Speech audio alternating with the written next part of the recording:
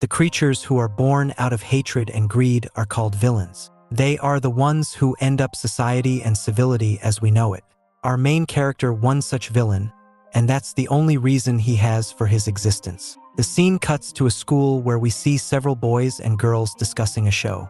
One of the boys tries to spoil a story, but the girl stops him, and so they banter about it. Our main character, Kim Dong-jin, finds all of the people and things they do pathetic and meaningless. He just stares at them laughing and enjoying life and sees the time when he had taken the lives of each and every one of them without exception. After all, it's no use keeping them alive as they're only baggage to society. And they only get in his way of finding out who the one who THRNS back the clock is. Just then, we see one of the zombie girls start calling out Kim Dong-jin's name constantly. Back to the present reality, we see that the girl in on his face and is asking Kim Dong-jin why he has been staring at them for so long. Kim Dong-jin refuses to answer, deeming it worthless and a waste of energy. The girl keeps asking him if he has an issue with anything they're doing, or maybe even Kim Dong-jin has a crush on the girl and that's why he stares at them. Kim Dong-jin ignores all of this and thinks that he is just too tired to finish her off for good. The girl is disappointed and lets it go. Just then, a loud and happy-go-lucky boy comes into the classroom and starts talking to Kim Dong-jin. He calls out to him, asks him how he has been, and says a lot of different things to him. However, just like before, Kim Dong-jin refuses to answer. This makes the girl question the guy why he always insists on pretending to be Kim Dong-jin's friend when he doesn't show any interest or never replies. The guy gets comedically emotional and asks if she doesn't see the depth in the look that he has on all the time. The girl says that there is no depth or coolness to someone when they look straight at people like a damned pervert. The girl asks if he never gets tired from trying every day, to which the guy says that a man's bond is not formed in a day, and asks Kim Dong-jin for approval. Kim Dong-jin, however, is using his supernatural abilities as a villain to spin around two pens by wiggling his fingers and then using those pens to shoot right the foreheads of the guy and the girl. Kim Dong-jin says that those guys are so loud that it's annoying for him. He tells them to continue their stupid games among themselves and leave him alone. This shocks everyone in the class as they can't believe what just happened. Just then, the things around Kim Dong-jin goes black and white, and it seems like time is turning back to when everything was normal. He sighs as it happens again. They're back in the immediate past where they were arguing about making too many at being Kim Dong-jin's friend. Kim Dong-jin then simply gets off his seat and leaves the classroom. The guy tries to ask what happened, but Kim Dong-jin won't answer. He then decides to one day teach Kim Dong-jin the real fun and value of friendship. Meanwhile, the girl says that Kim Dong-jin probably doesn't even know who he is. After getting out, Kim Dong-jin thinks that he is probably stronger than everyone in the world, but he can't use that power to do anything he wants, because there is someone who always turns the time back and catches him in a time loop when he takes someone else's life. Kim Dong-jin knows that whoever that may be is nearby, and he needs to finish them off to get out of this damn time loop which he is caught in. We then learn that Kim Dong-jin has already done a lot of research. He knows that the time looper isn't in his class or class 9. In fact, he has checked most classes, and the only ones he is left to check are all the classes except for class 10 or the first years. He then activates his power and thinks that he just needs to finish off his opponent to figure it out, and he will do so one by one. Then we see two bullies bully a kid in the men's bathroom. They had told the boy to bring back cigarettes with him from the store. However, the boy tries to explain that he couldn't do it because there wasn't a nearby convenience store. One of the bully grabs him by the hair to hurt him and say that convenience stores are everywhere. They then ask the kid if he has money on him. The kid honestly answers, saying that while he has money on him, he needs to spend it somewhere else on something else. The kid gets hit for this repeatedly, kicked and stomped by the bullies. The bullies tell him to bring back 10 times the amount of money he has now. Next time, the kid asks how will he possibly manage to bring that much money to school. He instead promises to buy whatever they want him to buy for school. This angers one of the bully, who considers it useless. He tells the kid that he would be better of being not alive, before they both beat them up viciously. That is when Kim Dong-jin comes to the bathroom, and they get annoyed by his appearance and tells him to leave. Kim Dong-jin ignores this and goes about normally, but the bully is mad and approaches Kim Dong-jin and tells him to follow what he says. Still not getting an answer, he grabs his head and pushes it to a wall. However, it has no effect on Kim Dong-jin, who then activates his power to throw away one of the bullies through the wall, making bricks pierce through his vital organs. This makes the victim kid feel secure and he thanks Kim Dong-jin for it. But being a villain, Kim Dong-jin finishes him off too. Then he gets to the other bully to finish off, but then time revert backs to when he was first approached by bully. The same thing went down and the bully pushed his head against the wall and then kept on assaulting him with punches and kicks. It leaves him bloody and bruised up. Kim Dong-jin doesn't want to fight back because it will be a wastage of his power to use it on a normal bully when he is hunting for the time looper.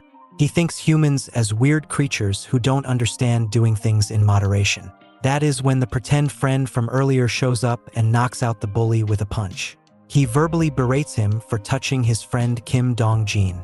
And all of this makes Kim Dong-jin a bit happy as he realizes that there is some good to humans too. The guy then asks Kim Dong-jin if he was okay and was trying to take him to the infirmary, but Kim Dong-jin finally speaks and says that he has work and needs to leave school early today. The guy then says that he will ask the teacher to let him go early and so on. For the first time, Kim Dong-jin almost wanted to thank a human, but he can't fall for it and needs to be on his journey of being a villain. We then see that a girl has someone on her door. The girl goes to check who is it, and she is told that it's her downstairs neighbor, who had come to tell her that she is making too much noise and to tone that down. The girl says that she wasn't really making that much noise and that she wasn't even going that hard on the workout. The girl then opens up the door to find out that it's none other than Kim Dong-jin, and boy, is he in a bad mood. We later find out that Kim Dong-jin has tried to take the lives of everyone in his class and beyond. Everyone in the apartment he is living in and even people from the middle school he went to. But all of it to no avail as he is being sent back in time whenever he does take a life to make all of it void. This is why Kim Dong-jin has decided to do several experiments to find out the inner workings of this phenomenon of time looping which he is going through and see what he can do about those things. Then in the classroom, we see Kim Dong-jin is seated and is looking to see how much time is rewinded when he takes a life. He tries it on Na Sang-nam, the guy who was friendly to him before, and he takes his life with a sharp pen piercing his head at 1541. However, as the time is rewinded back, he finds out that he has gone back to 1540, so roughly a minute back. Kim Dong-jin then immediately takes out another student and time is rewinded back right away, and now they're back in 1538. So Kim Dong-jin estimates that he gets sent back to about 1 to 2 minutes for every life he takes. He then decides to check the limit of how far back he can go with this life-taking spree, and so he goes forward and starts finishing off people and keeps going back in time until he has done it for 5 times in a row and gone back 8 minutes in time. However, after the 5th time of traveling to the past, Kim Dong-jin starts bleeding from the nose and his friend from before sees this and gets worried. However, Kim Dong-jin is annoyed by this and finishes him off once again. Later we see that Kim Dong-jin is evaluating the overall information he had gathered from the experience and estimates that he can go back to 8-9 minutes in time as he can do it about 5 to 6 times in quick succession before his body starts getting damaged from repeatedly doing so. Later on, we see that Kim Dong-jin is floating high up in the sky using his supernatural powers, and he is about to check if taking his own life will cause him to go back in time as well, and if so, if it will be the same amount of time as taking other people's lives. However, before doing so, Kim Dong-jin has a slight contemplation as he wonders if he will even be able to come back to life and if doing all these things will go in waste and his life will go down in vain. However, Kim Dong-jin fights through the doubt and uses his supernatural abilities to transfer power to his hands, and he uses his hand to put extreme levels of pressure on his heart to make it stop and take his own life for this experiment of his. The pressure is so immense that he starts falling from the skies as he was levitating before, and soon enough he falls down hard in a garden. The friend who was nice to him before sees his lifeless body on the ground and quickly goes to him and sees that he still has life left in him, and ever so worried about him, the friend picks up Kim Dong-jin and tries to take him to the hospital as he is very hurt. Kim Dong-jin comes back to his senses and notices that he had poor control over his power as he couldn't control his own emotions and decided to stop midway as he was taking his own life. He also wonders if he just got scared of not being alive. And so Kim Dong-jin gets up from the person's care and the friend insists that he must take him to the hospital as Kim Dong-jin is already very hurt. However, Kim Dong-jin uses his powers to pull in a truck towards him and make it run over himself and finish his own life. However, we then see that Kim Dong-jin has gone back in time. Kim Dong-jin realizes the person who is stopping him from taking other people's lives won't even let him take his own life. We then see that Kim Dong-jin has gone back in time and his forced friend is taking him to the infirmary on his back. On his way, the guy ends up running over a guy who was wearing a horse head prop and was crawling like horse. We then see the story of the guy who was playing the role of the horse. The guy was forced to kneel down on all fours and made to make sounds like a horse as others laughed and two girls sat on his back to take a picture. A guy takes the pathetic picture of the two girls sitting on the so-called horse's back and put a filter on it. However, the girls don't like the picture and start yelling at the poor guy for not doing it properly and to their likings. One of the guys come and puts him down with a horse mask and tells the girls that it's easier for them to put a horse mask on the guy than doing filters. And so they bully him into wearing a horse mask. He still needs to walk on his fours and make sounds of a horse as everyone laughs and makes fun of him. Then the first-year students are passing by and one of the guys bullying the poor kid tells him to pay respect to the juniors of them. And so the poor kid is made to ask for carrots from his juniors as he needs to act like a horse. That is when Kim Dong-jin and his pretend friend run him over and he gets hurt. All the bullies make fun of him when one of their allies comes and says that two guys from before just hit him and he wants revenge from them.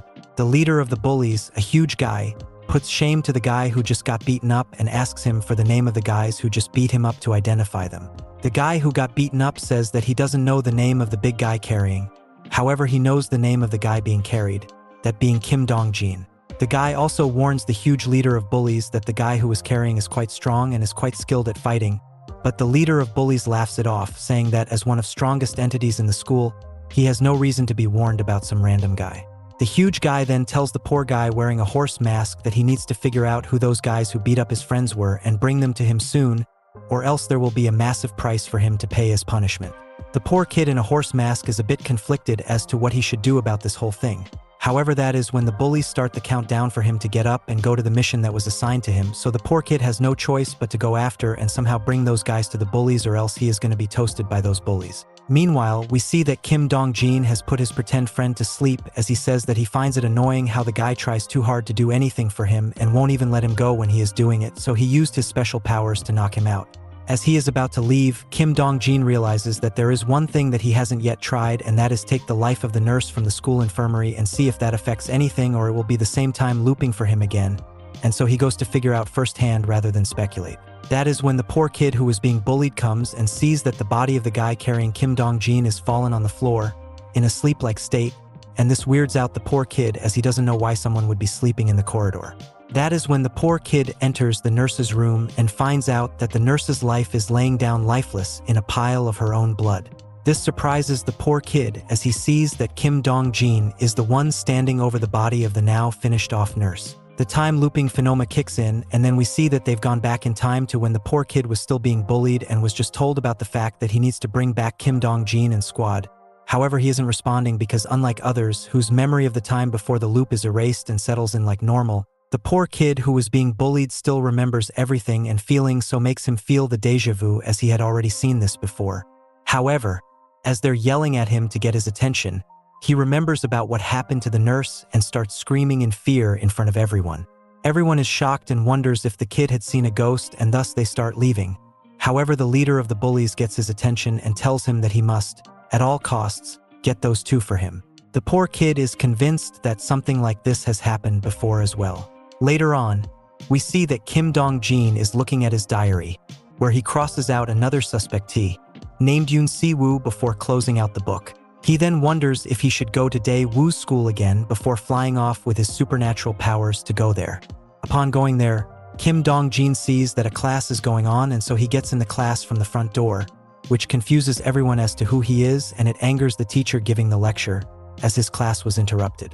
The people who know Kim Dong-jin from that school recognize him and are very surprised from his sudden appearance at their school. Kim Dong-jin then laughs and uses his special powers to take away everyone's pens and other stationery and put them under his control in the air. All the students can't believe what is happening in front of them. It's someone doing the impossible. Meanwhile, the teacher is getting angrier and angrier as he doesn't understand why Kim Dong-jin is in the class and tells him to stop his weird special abilities. However, Kim Dong-jin gets a bit closer to the teacher and the scene, and then he tells the time special ability user to come out while he still has the chance. The teacher is irritated by this random talk by Kim Dong-jin and calls him out for it. However, Kim Dong-jin calls the teacher a useless piece of crap before using all the stationary weapons he had to attack the teacher and take his life. Kim Dong-jin then gets angry and starts wiping out each and every student there, but it doesn't work out for him, as they got back into the past once again. We then move back to the school, where we see that everyone is at the school canteen having lunch. And that includes the poor kid who was being bullied before. The poor kid thinks of the gruesome things he has seen and experienced. And thinking about such things has made him incapable of eating, and he isn't eating too well. The bullies come in and see this, and they come over to the poor kid, who they call Kang Min-ho, and ask him why he is not feeling like eating, and one of them even says that this must be the result of Kang Min-ho being too bored, and so the bullies offer him to eat up with them from tomorrow onwards. Kang Min-ho is hesitant to answer, however. The leader of the bullies comes near him and asks him for an answer on whether he would like to meet up with them. Kang Min-ho reluctantly agreed to do so, and then the leader of the bullies grabs Kang Min-ho by the neck and drives his face into the food he had. They tell him to eat well from now on, while the leader of the bullies asks Kang Min-ho if he has been working on the mission that was given to him, to which Kang Min-ho, while still choking on the food, says that he had talked to one of them, but the other one got hurt, took much, and got off of school early. The leader of the bullies then tells Kang Min-ho that he just wants that big guy from the group and nothing else. The leader of bullies then asks Kang Min-ho if he had seen a real ghost that day, because he acted like he had seen one and was acting weird. Kang Min-ho is a bit taken aback by this question and decides to decline on answering. The leader of the bullies then pat down Kang Min-ho's head. Kang Min-ho is worried about this, as he still can't take what he had seen and what he experienced. We then see that Kang Min-ho is walking at the school campus when he realizes that he has stomped on and taken the life of a little bird. He then takes the bird in his hand and thinks about all the things that happened in the past. All he wanted was to save someone he knew, but he couldn't do it due to the limitations of his powers. No matter how much he tried to turn back the clock and save that person, he kept on failing and failing, because every time he reverts back in time, it is after the passing away of the person he wanted to save. And that is why he doesn't want to use the superpower that he has. However, he then grabs the bird and starts using his power to fix the bird's wounds and bring it back to life. After using his abilities for a while, the bird eventually comes back to life, and Kang Min-ho sees it off as the bird flies away, and he has a sense of relief and happiness about it. However, he is quickly hit with the sadness of when his friend jumped off the roof of the school and wonders only if he could have saved people the same way he saved the bird. That is when Kim Dong-jin's pretend friend, Na Sang-nam, comes from behind to greet his senior Kang Min-ho. Kang Min-ho gets startled by this, and he quickly goes into panic mode as he asks Na Sang-nam if he saw what he just did, to which Na Sang-nam is oblivious, and so Kang Min-ho changes the topic quickly. Na Sang-nam says that they were supposed to go somewhere, and Kang Min-ho, with no real option, has to take Na Sang-nam to the bullies despite knowing all too well what will happen. Upon going there, Na Sang-nam and Kang Min-ho find out that there are a few of the bullies waiting, led by the leader of them, of course, the big man Hyeon-cheol. Hyeon-cheol stops smoking and flicks his cigarette towards Na Sang-nam before going near him and kicking him in the shin, which quickly results in Na Sang-nam losing footing and going down to his knees. Then, Hyeon-cheol hits a very hard slap to Na Sang-nam's face, which bruises his face up. As Na Sang-nam sits there, Hyeon-cheol confronts him, saying that he really smells like sweat up close, and asks if he really is good at fighting. Na Sang-nam is embarrassed and doesn't answer. Hyeon-cheol further goes on and asks just whose friend did he think of attacking and why did he attack his friend to begin with. Na Sang-nam says that it's because of his special friend that he decided to attack Hyeon-cheol's friend. Hyeon-cheol laughs and sarcastically asks if Na Sang-nam and Kim Dong-jin are dating or not. Na Sang-nam says that he has his reasons to be protective of his friends and that Kim Dong-jin is someone who he will protect at all costs. After all, Kim Dong-jin is his savior.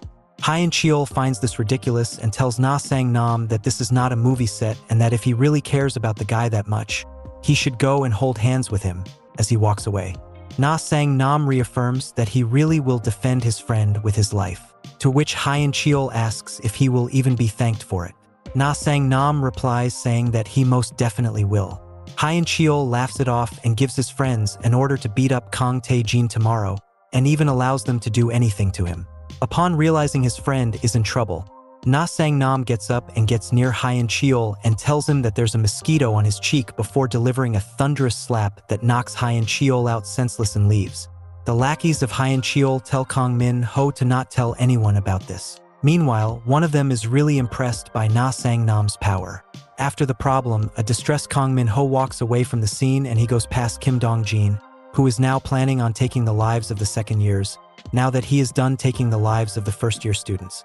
Next up, we see that the second years get told to draw an inner self-portrait to express their inner feelings. Meanwhile, we see that Kim Dong-jin has arrived to the second year's floor. Kang Min-ho draws an inner portrait that is divided in two, one side with light, happiness, and animals, the other side with dark, sorrow, and hell. As he colors the dark side, we see that Kim Dong-jin enter the second-year classroom. However, it is not Kang Min-ho's class, as we see that Kang Min-ho clears up another class first. Meanwhile, the teacher sees Kang Min-ho's inner self-portrait and praises it for creativity and asks Kang Min-ho if it represents his two sides. Kang Min-ho says that it's just his fear of the afterlife. The teacher understands this and also asks if animals are a big part of his life, to which Kang Min-ho agrees. It is then that Kim Dong-jin enters the room, and upon entering, Kang Min-ho feels his undeniable aura, the one that has been troubling him for a long time. The aura is very bad. Meanwhile, the teacher is shocked to see this random kid enter her class and tells her to get out of the room and go to his own class. However, Kang Min-ho tells her to stay away from him, but it's too late as Kim Dong-jin uses a paper file and throws it to the teacher and slices open her neck, which leaves bleeding and down on the ground. All the students of the class are in shock as to what happened and they try to get away, but they can't even open up the doors and are locked. Meanwhile, Kang Min-ho thinks about saving his teacher, but he is scared that it won't work at all, as he believes his special powers are useless as it couldn't save his one friend and it only comes in handy when he is dealing with the animals. On the other hand, we see that the second-year students are scared and have gathered together near the door to hide away from the wrath of Kim Dong-jin. One of the students try to guard with a chair, but Kim Dong-jin moves forward to see them. However, as he is going to those students, Kim Dong-jin notices that Kang Min-ho, and him healing up the teacher he took out with his special ability. This enrages Kim Dong-jin as he is sure that this person is behind his suffering, and so he goes forwards to attack Kang Min-ho, saying that he will finish off an ability user like Kang Min-ho, and throws a piece of sharp rock towards him to finish him off for good. Will it hit Kang Min-ho?